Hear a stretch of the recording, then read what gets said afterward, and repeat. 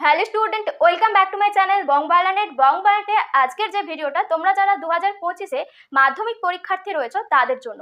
তোমরা যে মাধ্যমিক পরীক্ষা দেবে, তোমাদের যে জীবনবিজ্ঞান সাবজেক্ট রয়েছে, এই জীবনবিজ্ঞান সাবজেক্টের ক্ষেত্রে বিশেষ করে তোমরা কিভাবে প্রস্তুতি নিলে 90 অ্যাভাব স্কোর করতে পারবে। 90 অ্যাভাব বলতে তোমাদের তো 90 নম্বরের পরীক্ষা হবে আর 10 নম্বরের মৌখিক পরীক্ষা। ওই 10 নম্বরটা তোমরা স্কুল থেকে সবাই পেয়ে যাবে, কম বেশি 8-9 যারা খুব ভালো একটু স্কুলে পড়াশুনো করো তাদেরকে 10-এর 10 দিয়ে দেবে। সেই জন্য ওটা নিয়ে তোমাদের চিন্তা নেই। বাকি যে 90 নাম্বারটা নিয়ে তোমাদের সবাইয়ের টেনশন থাকে। এবং জীবনবিজ্ঞান এমন একটা সাবজেক্ট যেটা কিন্তু একটু পড়াশোনা করলে, একটু যদি ভালোভাবে প্রিপারেশন নাও, তোমরা অবশ্যই সবাই 90 অ্যাভাব 100-এর মধ্যে তুলতে পারবে। তো কিভাবে তোমরা এখন থেকে প্রস্তুতি নিলে মোটামুটি 90 অ্যাভাব স্কোর করতে পারবে। এবং টাইম ম্যানেজমেন্ট পরীক্ষার হলে যেটা খুব বড় বিষয়, টাইম ম্যানেজমেন্ট অনেকেই করতে পারো না, সেজন্য জানা কোয়েশ্চেন ছেড়ে আসতে হয়। তোমাদের প্রত্যেকের হাতেই ঘড়ি থাকে বা তোমাদেরকে টাইম বলেও দেওয়া হয়। তো সেই অনুযায়ী তোমাদের যেহেতু 3 ঘন্টা 15 মিনিটের টোটাল পরীক্ষা, তার মধ্যে তোমরা কিভাবে কোন কোয়েশ্চেনে কতটা সময় ব্যয় করবে, তোমাদের মার্কস ডিভিশন কেমন রয়েছে, কি প্ল্যানিং নিয়ে পড়াশোনা করলে মোটামুটি তোমরা 90 অ্যাভাব স্কোর করতে পারবে, আজকে সেই সমস্ত তথ্য নিয়ে তোমাদের এই ভিডিও। আশা করি ভিডিওটি তোমাদের জন্য হেল্পফুল হবে। তো সেই জন্য তোমাদেরকে বলবো স্কিপ না করে পুরো ভিডিওটা দেখো। আর যদি অবশ্যই ভালো লেগে থাকে বন্ধুদের সাথে শেয়ার করে দিও এবং লাইক করো, কমেন্ট করে জানাতে ভুলো না। এরপরে আমি তোমাদের জন্য ক্লাস 10-এর সিরিজ নিয়ে আসবো, যেখানে তোমাদেরকে প্রশ্নবিচিত্রা থেকে আমি সমস্ত কোয়েশ্চেন সলভ করিয়ে দেবো, তোমাদের প্রিভিয়াস ইয়ারেরও কোয়েশ্চেন সলভ করাবো। সেই জন্য তোমাদেরকে বলবো চ্যানেলটাকে সাবস্ক্রাইব করে পাশে থেকো। তো চলো আর দেরি না করে আজকের যে মেন টপিকে আসি। দেখো, তোমাদেরকে বললাম যে তোমরা কিভাবে প্রস্তুতি নিলে মোটামুটি ভালো স্কোর করতে পারবে। তো প্রস্তুতি নেওয়ার আগে তোমাদের প্রত্যেকটা চ্যাপ্টার থেকে কেমন মার্কস ডিভিশন থাকে সেটা একটু দেখে নিয়ে চলো। দেখো, প্রথমে তোমাদের 5টা অধ্যায়ে পরীক্ষা হবে। এই 5টা অধ্যায় তোমাদের রয়েছে। 5টা অধ্যায়ের মধ্যে প্রথম যে অধ্যায়টা রয়েছে জীবজগতের নিয়ন্ত্রণ ও সমন্বয়, এখান থেকে তোমাদের এমসিকিউস থাকবে 3 নাম্বার, এসএকিউ থাকবে 5 নাম্বার, 2 নম্বরে তোমাদেরকে 3টা করতে হবে আর 5 নাম্বারের একটা, মোট এখান থেকে 19 নাম্বার কোশ্চেন করতে হবে। আচ্ছা, জীবনের প্রবাহমানতা যেটা দ্বিতীয় চ্যাপ্টার, এখান থেকে এমসিকিউ করতে হবে 3টা, এসএকিউ 5টা, 2 নাম্বারের করতে হবে 2টো আর 5 নাম্বারের একটা, টোটাল এখানে তোমাদেরকে করতে হচ্ছে 17 নাম্বার। এরপরে 3 নম্বর যে চ্যাপ্টারটা রয়েছে বংশগতি ও কয়েকটি জিনগত রোগ, এখানে তোমাদের এমসিকিউ 3টা থাকছে, এসএকিউ থাকছে তোমাদের 3টা আর 2 নাম্বারের 2টো কোশ্চেন, 5 নাম্বারের একটা করতে হচ্ছে, টোটাল 15 মার্কস। এরপরে 4 নম্বর যে চ্যাপ্টারটা রয়েছে অভিব্যক্তি ও অভিযোজন, এই চ্যাপ্টারটাতে এমসিকিউস থাকছে 3টা আর এসএকিউ 3টা থাকছে। এরপরে 2 নাম্বারের 2টো করতে হচ্ছে, 5 নাম্বারের একটা, টোটাল থাকছে 15 নাম্বার। লাস্ট যে চ্যাপ্টার, এই লাস্ট চ্যাপ্টারটা কিন্তু তোমাদের এখনো পরীক্ষা হয়নি। তোমাদের এই যে প্রথম দুটো চ্যাপ্টার হয়েছিল ফার্স্ট ইউনিট টেস্টে আর দ্বিতীয় যে দুটো চ্যাপ্টার হয়েছে সেকেন্ড ইউনিট টেস্টে, কিন্তু লাস্ট যে চ্যাপ্টারটা তোমাদের এখনো পরীক্ষা হয়নি, যেটা টেস্টে এবং ফাইনালে থাকবে। তো এই চ্যাপ্টার থেকে কিন্তু তোমাদেরকে সবথেকে বেশি মার্কসের কোয়েশ্চেন করতে হবে, যেখানে দেখো পরিবেশ, তার সম্পদ এবং তাদের যে সংরক্ষণ, এখান থেকে এমসিকিউ করতে হচ্ছে 3টা, এসএকিউ করতে হচ্ছে 5টা, 2 নম্বরের 3টা কোশ্চেন করতে হচ্ছে আর এখানে দেখো যেটা বড় কোশ্চেন 5 নম্বরের কোশ্চেন 2টো করতে হচ্ছে, যেটা লাস্ট চ্যাপ্টার থেকে। টোটাল এখানে থাকছে তোমাদের 24 নাম্বার। তাহলে তোমরা বুঝে গেছো নিশ্চয়ই এই চ্যাপ্টারটাকে তোমাদেরকে ভালো করে টার্গেট করতে হবে। তোমরা যদি লাস্ট চ্যাপ্টারটা এবং প্রথম চ্যাপ্টারটা ভালো করে টার্গেট করতে পারো, তাহলে কিন্তু পাস মার্কস সবাই পেয়ে যাবে। কারণ এখান থেকে যে কোশ্চেনগুলো আসবে তোমরা যদি সেগুলো সলভ করো, সবাই পাস মার্কস উঠে যাবে। কিন্তু এখানে তো পাস মার্কস নিয়ে কিছু হবে না, এখানে তোমাদের কথা হচ্ছে তোমরা ভালো স্কোর কিভাবে করবে। তো সেই জন্য তোমাদের তাহলে টোটাল এমসিকিউ থাকছে 15 নাম্বারের, এসএকিউ থাকছে 21 নাম্বারের, 2 নম্বরের কোশ্চেন থাকছে 24 নাম্বারের, যেটা 12টা কোশ্চেন করতে হচ্ছে 2 নম্বরের, আর 5 নম্বরের 6টা কোশ্চেন করতে হচ্ছে, যেখানে থাকছে 30 নাম্বার। টোটাল এই তোমাদের 90 নাম্বারের কোশ্চেন তোমাদেরকে সলভ করতে হবে। তোমাদের সময় থাকছে দেখো 3 ঘন্টা 15 মিনিট।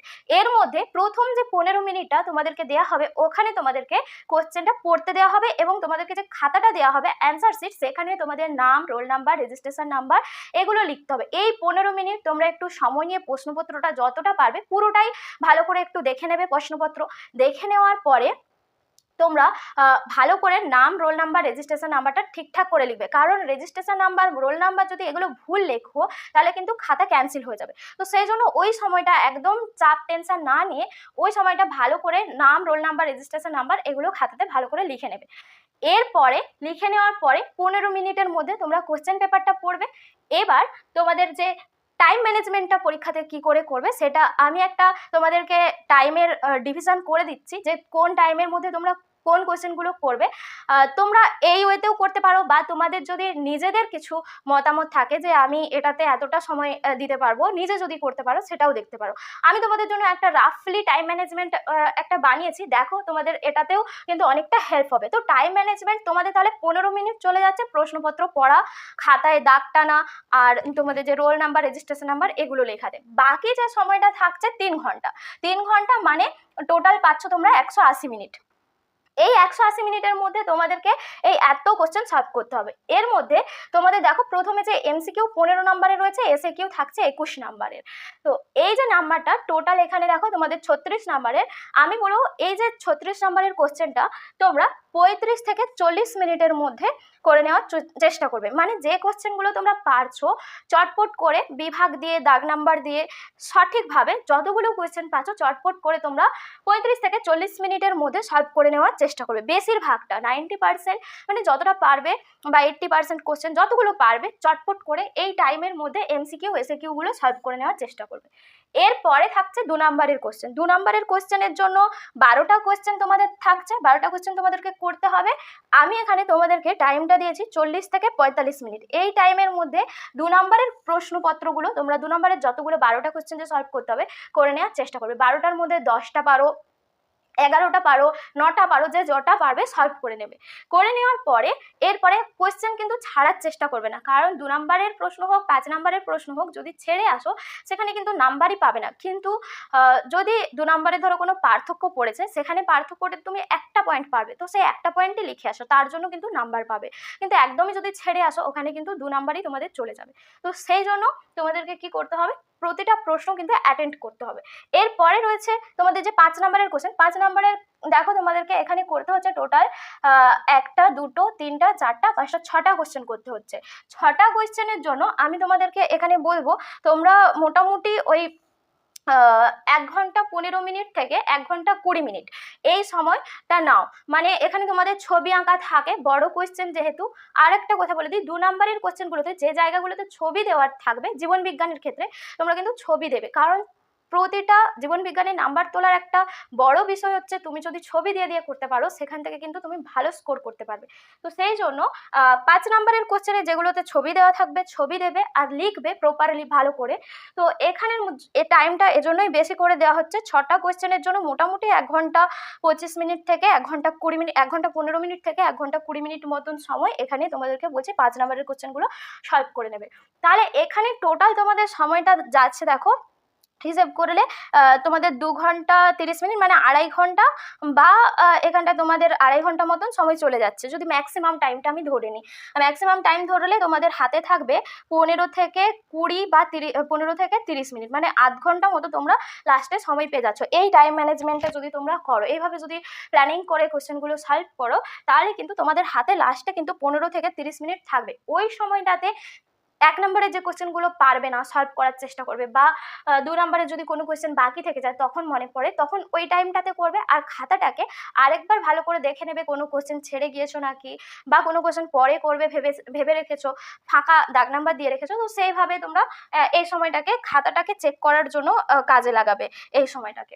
তো এটা তোমাদের পরীক্ষার হলে টাইম ম্যানেজমেন্ট। তোমরা এইভাবেই টাইমটাকে ম্যানেজ করতে পারো। এছাড়াও তোমরা যদি নিজেরা নিজেদের মতন কীভাবে টাইম ম্যানেজমেন্ট করবে বানাতে পারো সেটাও করতে পারো। এরপরে দেখো কিভাবে প্রস্তুতি নেবে, সেটা পরীক্ষা তো দেবে, পরীক্ষার হলে গিয়ে এটা কিভাবে টাইম ম্যানেজমেন্ট করবে সেটা বললাম। কিন্তু তার আগে এই সময় থেকে মোটামুটি তোমরা পরীক্ষার সময় পর্যন্ত, টেস্টের আগে পর্যন্ত বা টেস্টের পর সময়টাতে কিভাবে প্রিপারেশন নেবে সেটা বলছি। দেখো প্রথম তোমরা এই সময়ে কি করবে, এই যে দুর্গাপুজো যা ছুটি পড়বে এই সময় প্রথম কি করবে, বিগত 5 থেকে 6 বছরের বোর্ডের যে প্রশ্নপত্র রয়েছে সেগুলো সমাধান করো।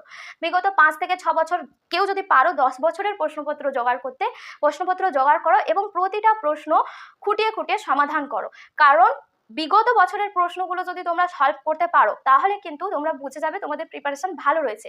এবং বিগত বছরের প্রশ্ন সমাধান করার আরও একটা ভালো উপায়, মানে ভালো দিক রয়েছে। তোমরা যদি বিগত বছরের প্রশ্নপত্রগুলো সমাধান করো, সেখান থেকে কি টাইপের প্রশ্ন আসছে সেটাও বুঝতে পারবে, কোন চ্যাপ্টারগুলো থেকে কি ধরনের প্রশ্ন আসছে সেগুলোও বুঝতে পারবে। তাহলে তোমরা ওই জায়গাগুলোকে ধরে ধরে ভালো করে পড়াশুনো করতে পারবে। তাহলে সেই জন্য বিগত বছরে কোন জায়গাগুলো থেকে বারে বারে কোশ্চেন আসছে, এমসিকিউজ কি প্যাটার্নের এসছে, বিভিন্ন প্যাটার্নের তো এমসিকিউজ থাকে, তো সেই ধরনের কোশ্চেন বারবার সলভ করার চেষ্টা করবে। সেই জন্য বলছি যে কোনো পরীক্ষার প্রস্তুতির জন্য যদি আমরা বিগত 5 থেকে 10 বছরের প্রশ্ন করতে পারি না, আমাদের কিন্তু ওই প্রশ্নগুলোই অনেকটা আমাদেরকে পথ দেখা যে কি টাইপের প্রশ্নপত্র আমাদের পরীক্ষাতে হতে পারে। তো সেই জন্য বিগত 5 থেকে 6 বছরের প্রশ্ন প্রথম সমাধান করবে। এটা আগে করতে বললাম এই কারণেই, কারণ কোশ্চেন প্যাটার্নটা তোমরা বুঝতে পারবে। এরপরে কি করবে, তোমাদের তো সিলেবাস শেষ হয়ে গেছে মোটামুটি সবাইয়ের, আশা করি যে তোমাদের পরীক্ষার সিলেবাস সবার কমপ্লিট হয়ে গেছে। তো এবার কি করবে, প্রতিটা যে চ্যাপ্টার রয়েছে তোমাদের 5টা চ্যাপ্টার খুব ভালো করে রিডিং পড়ো। তোমাদের এটার জন্য 10 দিন যাক, 5 দিন 10 দিন এই সময়ের মধ্যে তোমাদের জীবন বিজ্ঞানের প্রতিটা যে চ্যাপ্টার রয়েছে চ্যাপ্টার খুঁটিয়ে খুঁটিয়ে লাইন ধরে ধরে চ্যাপ্টারগুলোকে পড়ো। এতে কি করবে, তুমি যে বিগত 5 থেকে 6 বছরের প্রশ্নপত্র সমাধান করলে তার মধ্যে হয়তো অনেক কোশ্চেন থাকবে যেটা তোমরা পারবে না, তাহলে সেগুলো যখন বইটা রিডিং পড়বে সেখান থেকে কিন্তু বুঝতে পারবে যে এই জায়গা থেকে কোশ্চেনগুলো এসেছিল এবং এই জায়গাগুলো ভালো করে পড়ার দরকার, এবং তোমাদের প্রশ্নপত্রগুলো যেগুলো মানে সলভ হবে না সেগুলো কিন্তু সলভ হয়ে যাবে। তো সেই জন্য তোমাদেরকে বলবো এরপরে বিগত বছরের প্রশ্নপত্রটা করার পরেই তোমরা চ্যাপ্টার ধরে ধরে, বইয়ের চ্যাপ্টার ধরে ধরে পড়ো।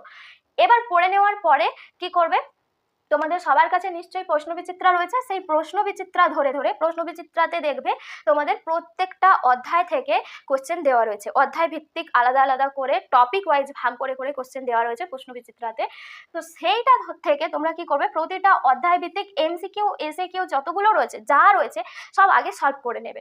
এবার সলভ করে নেওয়ার পরে তোমরা কি করবে, 2 নম্বরের আর 5 নম্বরের প্রশ্নগুলো বাড়িতে লিখে প্র্যাকটিস করবে। এটা লিখে প্র্যাকটিস করতে বলার কারণ হচ্ছে তোমরা অনেকেই পড়ে নাও, কিন্তু পরীক্ষার হলে গিয়ে কি হয়, পড়ে তো নিলে কিন্তু লেখার সময় আর লিখতে পারবে না, কারণ তখন হাতের স্পিড অনেক সময় ভুলে যাবে, মনে আসবে না, তখন এই করে করে তোমাদের দেখবে টাইমটা ম্যানেজ করতে পারবে না। সে কারণে বলবো বাড়ি থেকে যদি তোমরা লেখাটা প্র্যাকটিস করো 2 নম্বরের 5 নম্বরের কোশ্চেন, তোমাদের কিন্তু অনেকটাই হেল্প করবে এটা পরীক্ষাতে তাড়াতাড়ি লেখার জন্য। সেজন্য বলবো 2 নম্বর আর 5 নম্বরের কোশ্চেন তোমরা অবশ্যই বাড়িতে লিখে প্র্যাকটিস করবে। ছবি আঁকা যেটা খুব গুরুত্বপূর্ণ বিষয় বায়োলজির জন্য, তোমরা প্র্যাকটিস করো।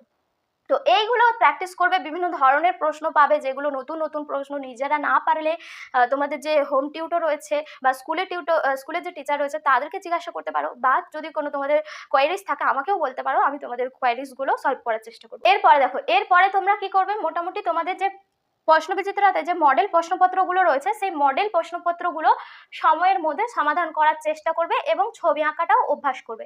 কারণ সময়ের মধ্যে বলছি এই কারণেই, তোমরা যদি এইভাবেই টাইম ম্যানেজমেন্টটা করো তবে কিন্তু তোমরা দেখতে পাবে তোমরা বাড়িতে যত মডেল প্রশ্নপত্রগুলো প্র্যাকটিস করবে ওই টাইম ম্যানেজমেন্টটা দেখবে তোমাদের আস্তে আস্তে দেখবে টাইমটা তোমরা ম্যানেজ করতে পারছো এবং ওই টাইমের মধ্যে কিন্তু সমস্ত প্রশ্ন সলভ করতে পারছো। অনেকেই দেখবে পরীক্ষার হলে গিয়ে কি হয়, চাপে টেনশানে লিখতে সময় লেগে যায়, তখন ওই টাইমের মধ্যে সমস্ত কোশ্চেন সলভ করে আসতে পারে না। তাদের জন্যই বলছি বারবার তোমরা 2 নাম্বার আর 5 নাম্বারের কোশ্চেনগুলো যেমন বাড়িতে লিখে প্র্যাকটিস করবে, তেমনি মডেল প্রশ্নপত্রগুলো সময় ধরে সময়ের মধ্যে প্র্যাকটিস করার চেষ্টা করবে। তো এইভাবে প্র্যাকটিস করতে করতে তোমাদের টেস্ট পরীক্ষা চলে আসবে। তো টেস্ট পরীক্ষা যখনই চলে আসবে, টেস্ট পরীক্ষা যা তোমাদের হয়ে যাবে, টেস্ট পরীক্ষা হয়ে যাওয়ার পরে তোমাদের টেস্ট পেপার বেরিয়ে যায়। তোমরা 1টা 2টো বা 3টা টেস্ট পেপার যেগুলো রয়েছে এবিটিএ ডব্লিউবিটিএ এই টেস্ট পেপারগুলো সলভ করার চেষ্টা করবে। তার সাথে টার্গেট বইটাও ফলো করতে পারো, টার্গেট বইটাও কিন্তু মোটামুটি ভালো, যেগুলো থেকে কোয়েশ্চেন প্রতিবারে আসে।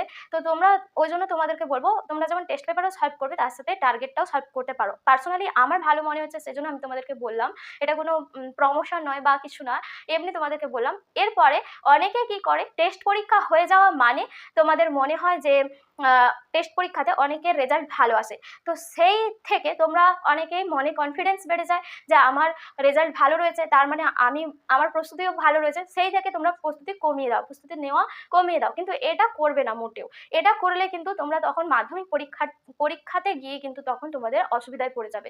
সেজন্য তোমাদেরকে বলবো টেস্টে যাদের রেজাল্ট ভালো আসবে তারা চেষ্টা করবে আরও ভালো করে প্রস্তুতি নেওয়ার জন্য এবং সময় ধরে আরও বেশি প্র্যাকটিস করার জন্য। যত বেশি প্র্যাকটিস করবে ততই কিন্তু পরীক্ষাতে রেজাল্ট ভালো করতে পারবে। সেজন্য তোমাদেরকে বলবো ওভার কনফিডেন্স একদম হবে না। যদি টেস্ট পরীক্ষাতে দেখো ভালো রেজাল্ট আসছে, আরও সেটাকে কিভাবে বেটার করা যায়, ভালো করা যায় সেটা চেষ্টা করবে। তো এই ছিল আজকের তোমাদের মোটামুটি প্রস্তুতি পর্ব। কিভাবে তোমরা প্রস্তুতি নেবে, কিভাবে টাইম ম্যানেজমেন্ট করবে, তোমাদেরকে পুরোটাই বললাম। এরপরে তোমাদের জন্য আমি প্রশ্নবিচিত্রা থেকে যে এগুলো রয়েছে, তোমাদের অধ্যায় ভিত্তিক চ্যাপ্টারের যে কোশ্চেন রয়েছে সেগুলো সলভ করে দেওয়ার চেষ্টা করবো তোমাদেরকে। প্রতিটা সিরিজ ওয়াইজ ভিডিও নিয়ে আসবো। আশা করি ওগুলো তোমাদের জন্য হেল্পফুল হবে। সেজন্য তোমাদেরকে বলবো চ্যানেলটাকে সাবস্ক্রাইব করে পাশে থেকো, এবং ভালো লাগলে অবশ্যই বন্ধুদের সাথে শেয়ার করে দিও। কারণ তোমরা যত শেয়ার করবে, তোমাদের এই শেয়ার, লাইক, কমেন্টগুলোই কিন্তু আমাকে মোটিভেশন যোগায় তোমাদের জন্য এরকম নতুন নতুন ধরনের ভিডিও আনার জন্য। আজকের ভিডিও এখানেই শেষ করছি। আবার দেখা হবে পরবর্তী একটা ভিডিওতে। ততক্ষণ সবাই খুব ভালো থেকো, সুস্থ থেকো, খুব ভালোভাবে পুজো কাটাও। টাটা।